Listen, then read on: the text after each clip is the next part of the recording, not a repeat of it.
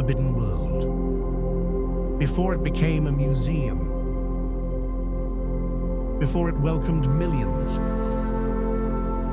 Before cameras rose above its golden roofs. This was a city within a city.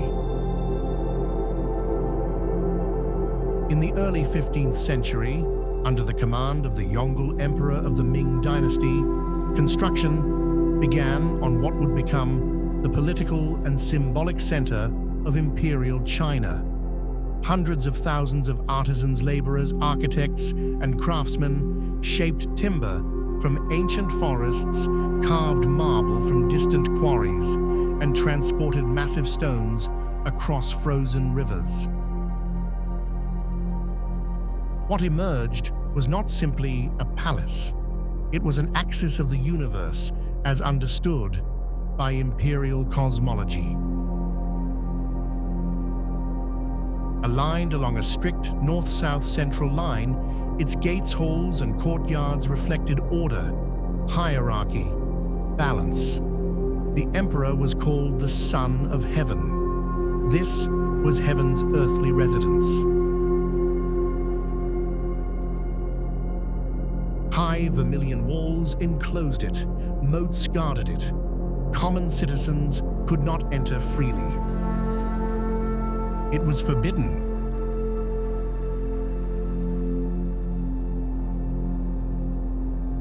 Within these walls, 24 emperors of the Ming and Qing dynasties ruled across nearly 5 centuries. Decisions that shaped borders, trade, diplomacy, and culture radiated outward from these courtyards.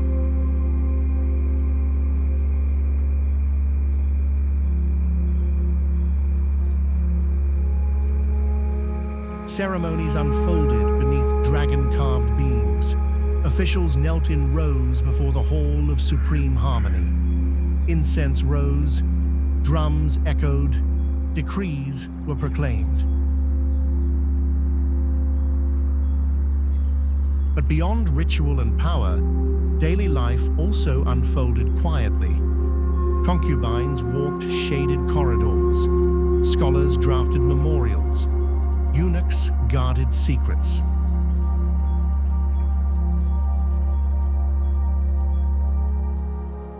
Behind the grandeur lay human complexity. Dynasties rose, dynasties declined. And the palace witnessed it all.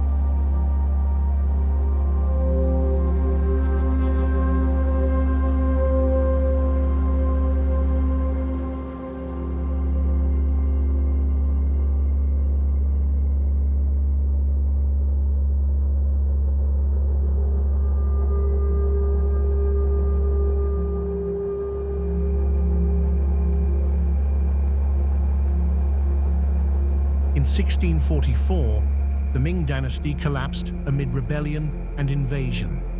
The Qing dynasty entered Beijing and claimed the palace as its seat of rule.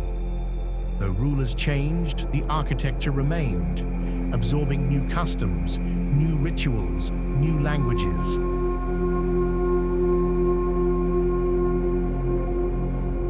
Manchu emperors governed from halls originally built for Han rulers. Cultural layers accumulated like sediment.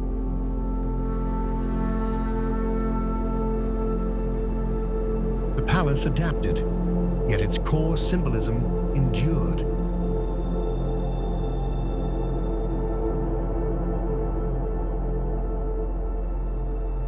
For centuries, it remained closed to the public, a world apart from the streets of Beijing.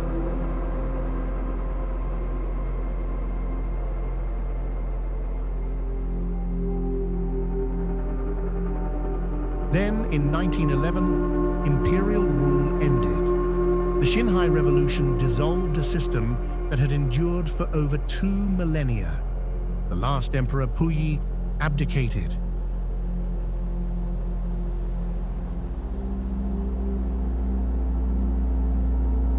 The Son of Heaven became a child in a shrinking world.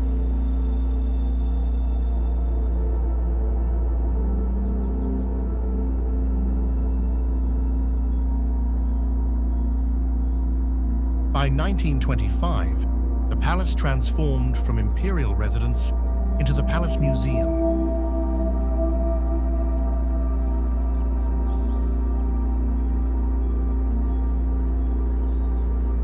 The gates that once divided ruler and subject opened to citizens.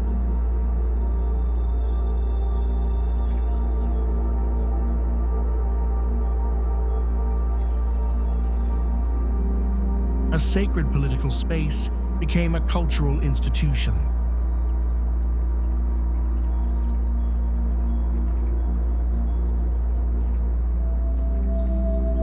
It was one of the most profound transformations in modern Chinese history.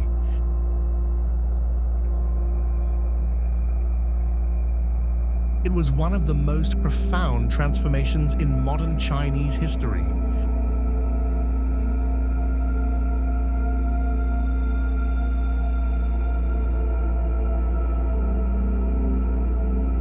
Objects that once symbolized authority now symbolized heritage.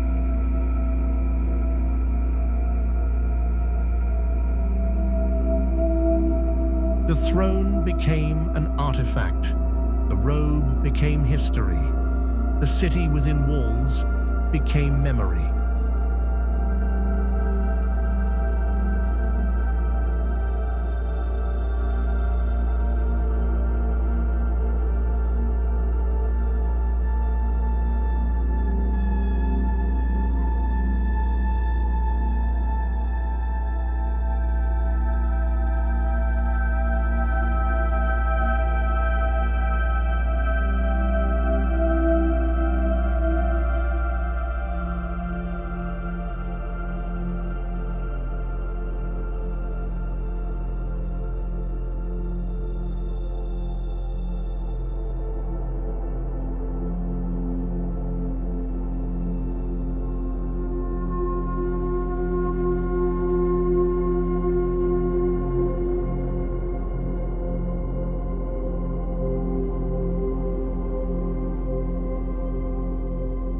The 20th century did not arrive gently at the gates of the palace.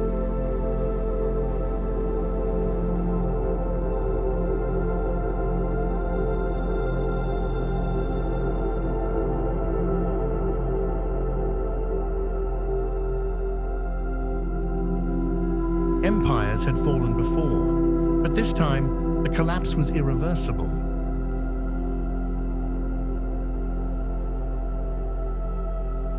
When the Ming Dynasty ended in 1911, the palace entered an uncertain chapter. The young former Emperor Puyi remained within its walls for a time, a symbolic presence in a republic that had moved beyond imperial rule.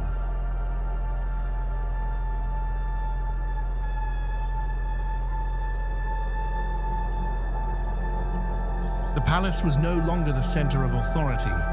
It was a relic of it.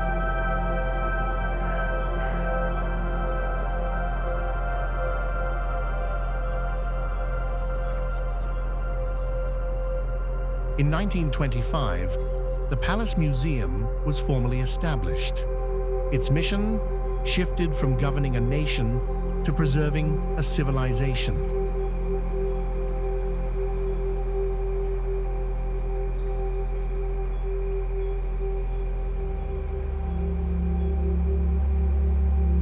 But history was not finished with it.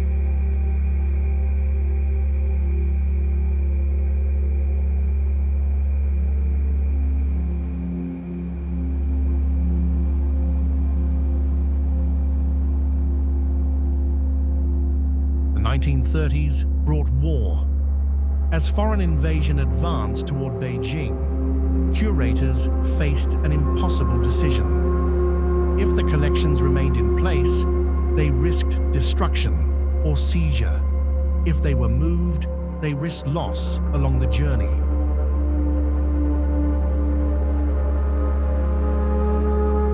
They chose movement.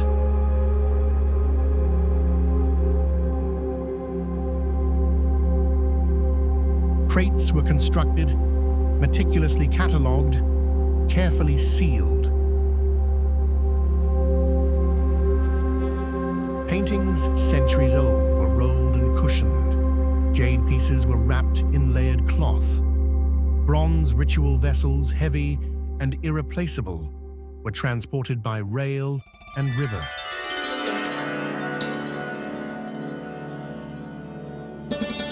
The evacuation of the Palace Museum's treasures became one of the most significant cultural preservation efforts of the 20th century. Through mountains, through wartime roads, through provinces under threat, the artifacts traveled. Some were stored in caves, some in temporary warehouses, some journeyed thousands of kilometers.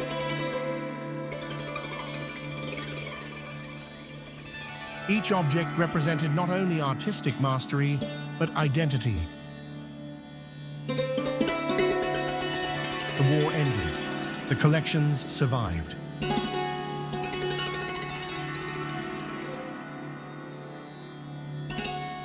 But the story of survival was not simple. Political shifts reshaped the nation once more. Parts of the imperial collection eventually found new homes elsewhere. Other treasures returned to Beijing.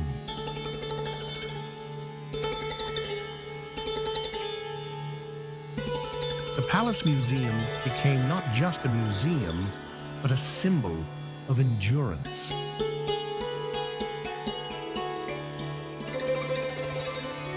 Its continued existence signaled that cultural memory could outlast upheaval.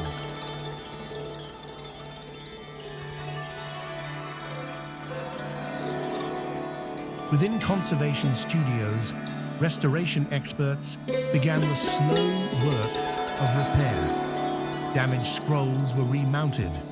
Cracked lacquer was stabilized.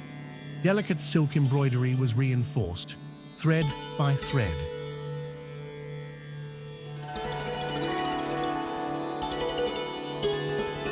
Preservation is not dramatic, it is patient. It unfolds in silence. And in that silence, civilization is protected.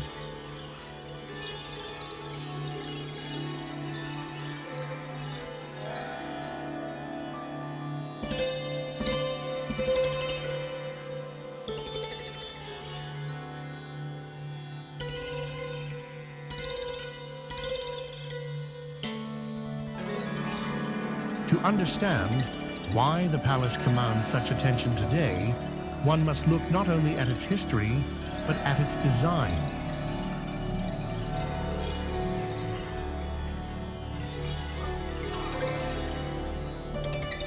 The Forbidden City was not randomly assembled. It was constructed according to principles deeply embedded in Chinese cosmology and Confucian order.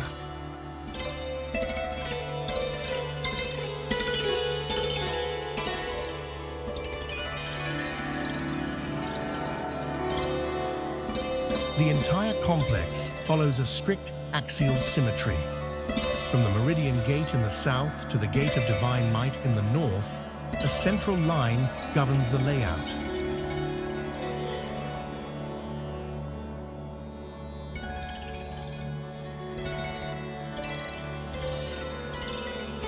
On this axis stand the three great halls, the Hall of Supreme Harmony, the Hall of Central Harmony, the Hall of Preserving Harmony.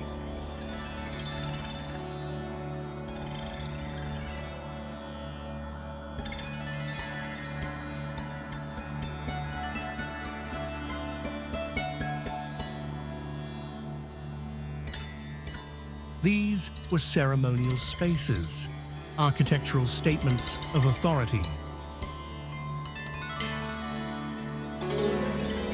Their elevated marble terraces, their layered roofs, their gilded ornaments all signaled hierarchy.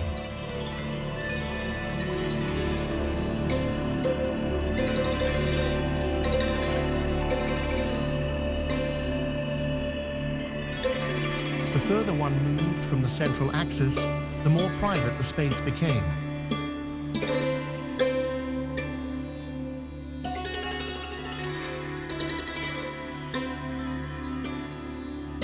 Beyond the outer court lay the inner court, the domain of daily life.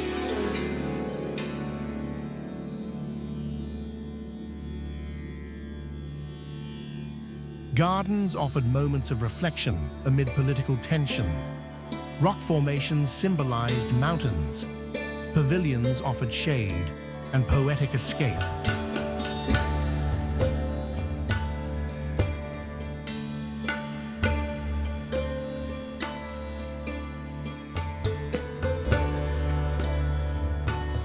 Every color had meaning.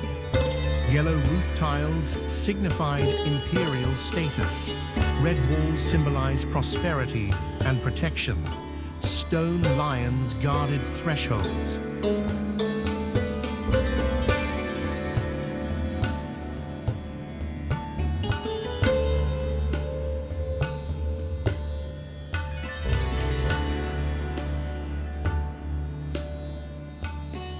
This was architecture as governance, architecture as ideology.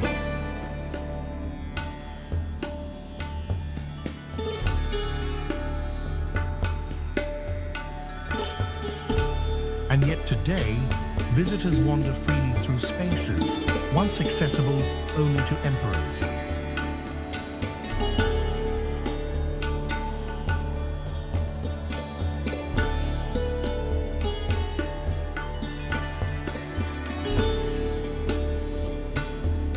They stand in halls where officials once prostrated. They photograph corners once shielded from view.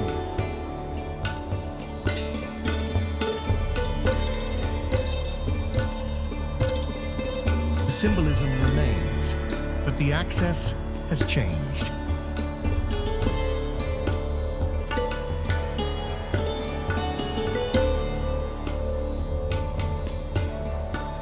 What was once exclusive has become shared.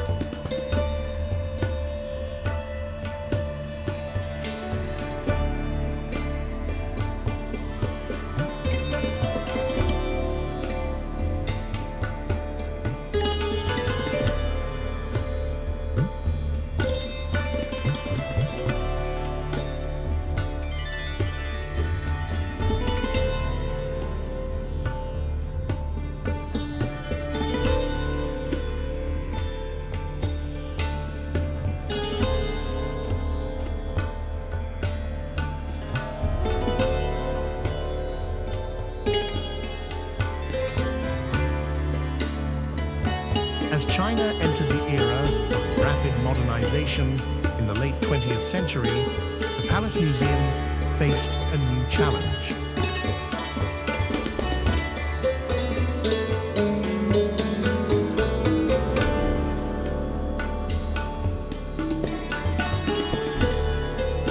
How does an ancient structure remain relevant in a fast-moving society?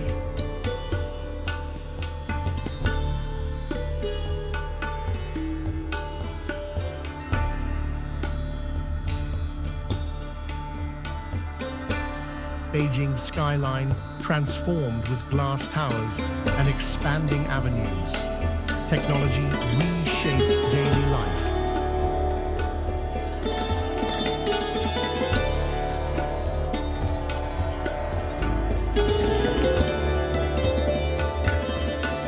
Yet, within the capital's heart, the palace stood unchanged in form.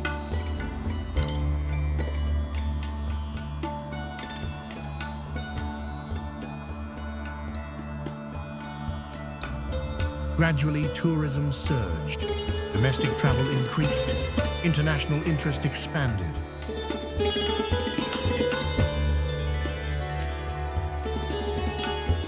The Palace Museum became one of the most visited cultural sites in the world.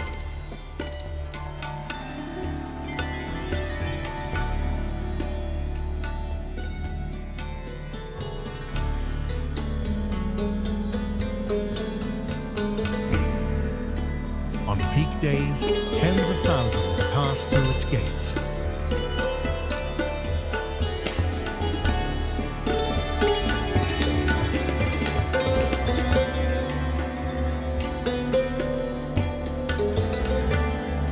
From early morning queues at the entrance to the steady movement across courtyards, the site hums with energy.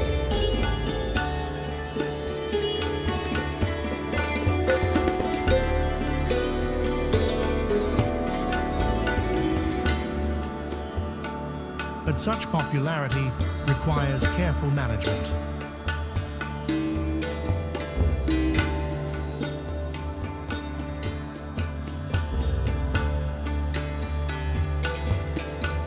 Visitor numbers must be limited to protect structures.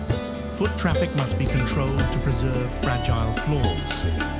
Environmental systems regulate humidity to protect scrolls and silk.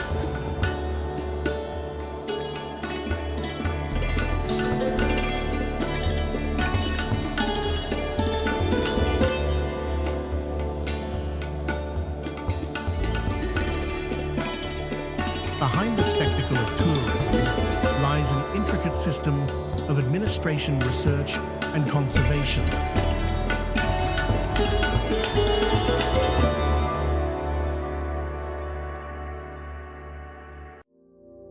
Scholars continue to study the collection, publishing catalogues, analyzing pigments, deciphering inscriptions.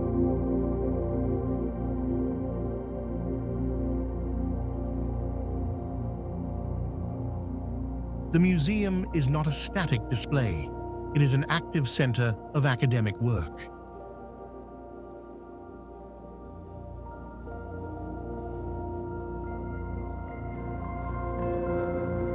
Exhibitions rotate, themes shift, objects previously stored away are brought into light.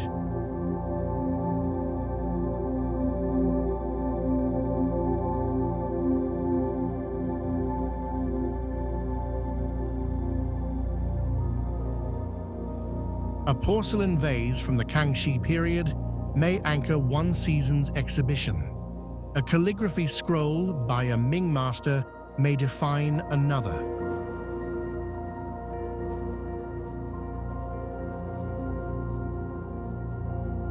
Each exhibition invites reinterpretation.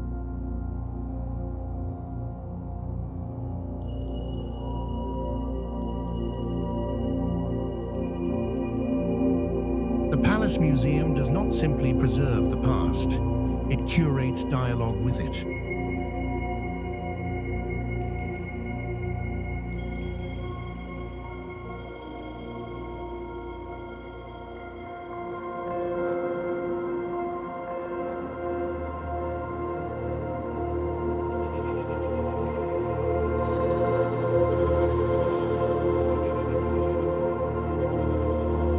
In recent decades, the palace has entered popular imagination in ways unimaginable to imperial architects.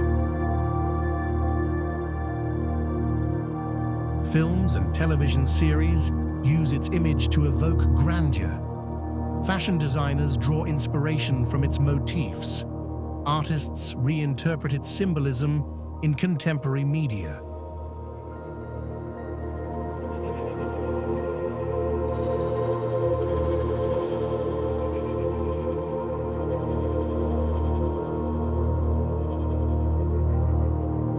The palace has become shorthand for Chinese history itself.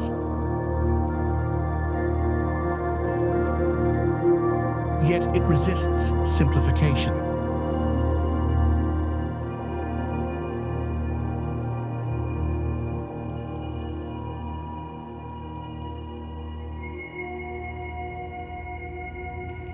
Beyond the iconic skyline lie details often overlooked: the carved brackets supporting roofs, the subtle curvature of eaves, the layered paint revealing centuries of maintenance.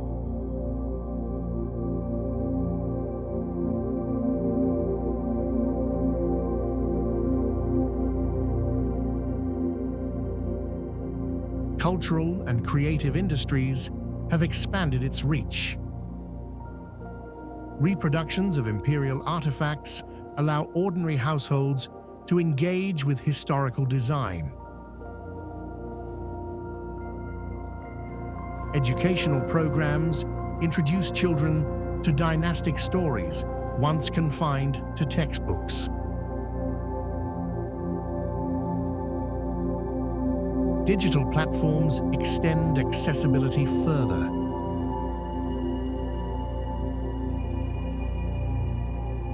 High-resolution archives allow scholars worldwide to study paintings without traveling.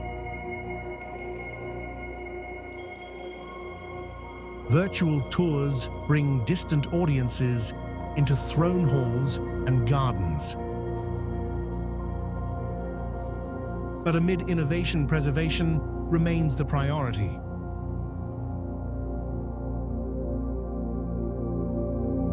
No modernization can compromise structural integrity. No popularity can justify erosion.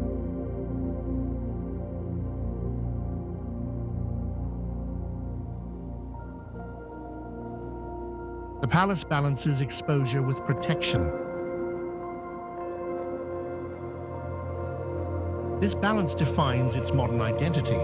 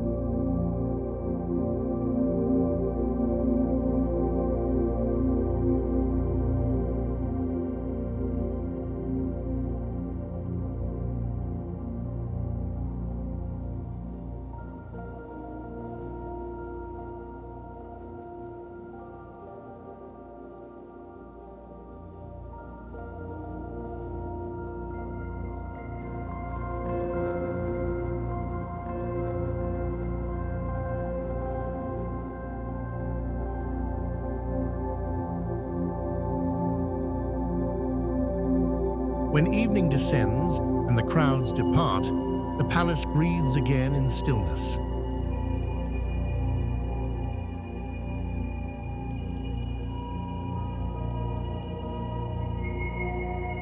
The last light of day reflects across glazed tiles.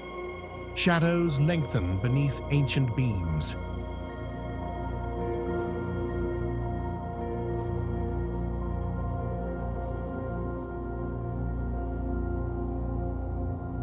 In those quiet moments, the centuries feel near.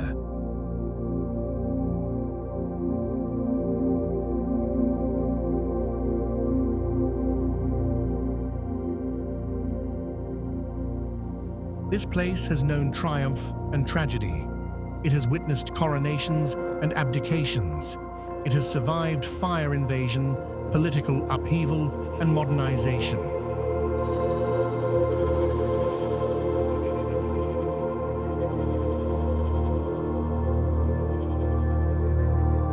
Yet it stands. Not as a monument to rulers, but as a testament to cultural endurance. Its transformation from imperial fortress to public museum to global landmark mirrors the transformation of a nation.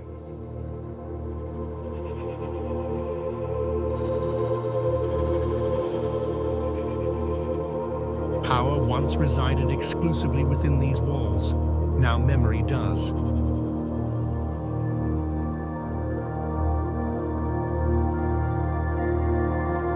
And memory is stronger when shared.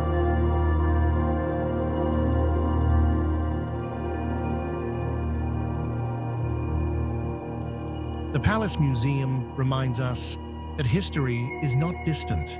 It lives in architecture, in art, in the stories we continue to tell.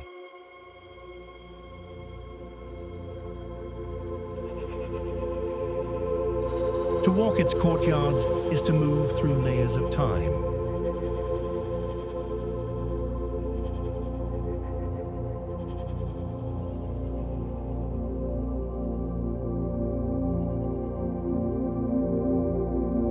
To preserve it is to honor generations past.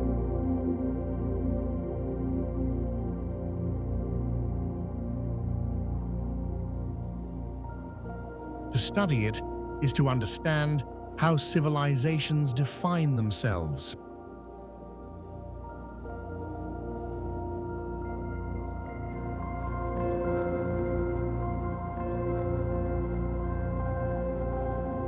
The palace no longer governs, it inspires.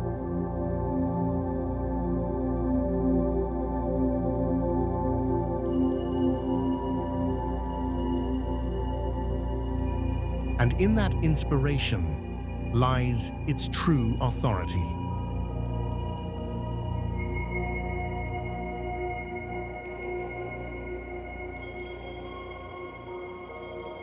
Subscribe to this channel and turn on notifications so you never miss anything extraordinary.